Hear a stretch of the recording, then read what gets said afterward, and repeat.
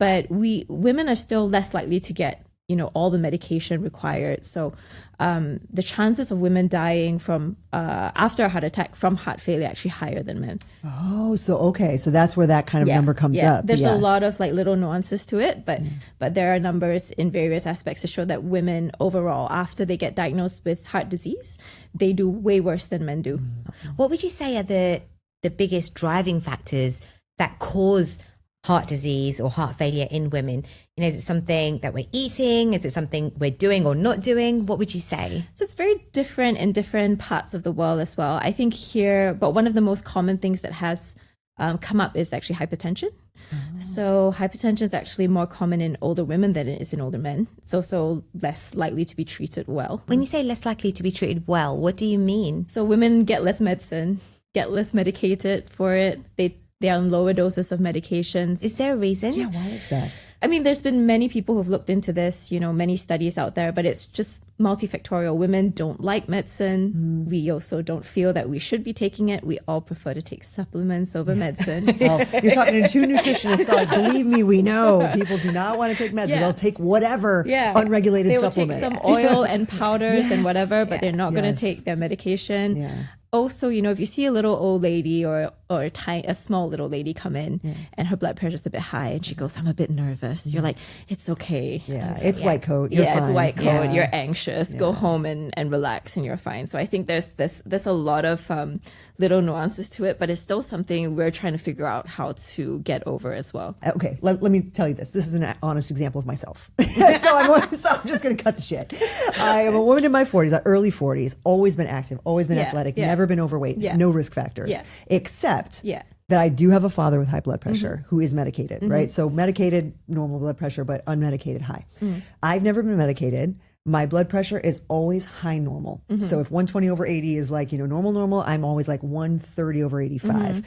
For someone like me, what would you recommend? So by and large right now, it's still a lot of, lifestyle modification at this point in time, because we also don't want to medicate people for long periods of time if they don't need to. Yeah. So by and large, I think, if I'm not wrong, the American guidelines do just state to modify your risk factors. But there is a whole train of thought of people who are aiming for blood pressures of under 120 for everyone. Yeah. And I think that becomes a very personal choice as to whether or not, does your dad just have high blood pressure or does he have complications of high blood pressure? And if he has all these complications, do you then want to take measures earlier to prevent yourself from getting those complications? Yeah. But if he just has fairly well controlled high blood pressure, you're fairly healthy, you're doing what you're doing everything you should be doing, then what more is there to do really at this point? I guess that's true. Yeah.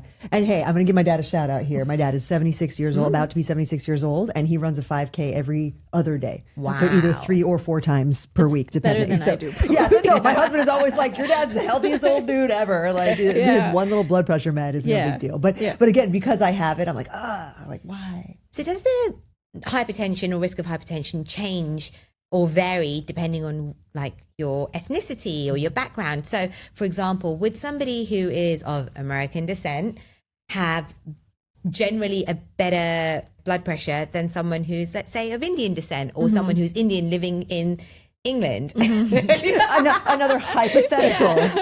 So I'm just wondering, because, if 120 over 80 is the ideal, is it really the ideal, or would that change based on, who you are, where you're from, what you do? There's a little bit of variance in who you are, where you're from.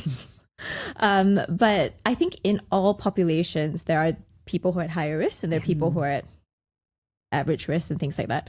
I mean, obviously, I know the Asian statistics or the Singapore statistics better because most of my practice has been here. Yeah. But I do think that in America, the Blacks and Hispanics, they do have higher risks.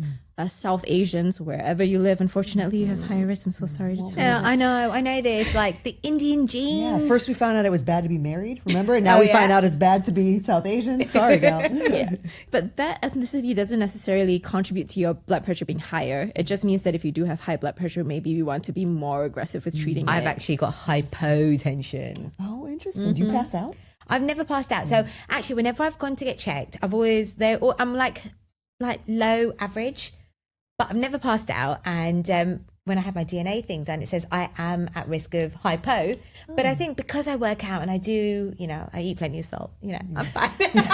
She's salty. That's okay for now, I think. Yeah. Like how hypo is problematic. Yeah. I mean, nowadays we know a lot of women who have POTS. What's POTS? It's postural orthostatic tachycardia. So very long. Yes, I've heard the full term. Yes. Yeah. And they've got inappropriate sinus tachycardia. We talked about it a lot after and during COVID because so many people had it during COVID. I kind of feel that so many people had it during COVID because everybody had it at the same time. Yeah. So therefore they went, I have this. Oh, you have this. Oh, this actually is a thing. Whereas if we all had it at different times, it would be like, it's fine. Yeah. But what happens is, actually when you sit to stand, your heart rate should increase.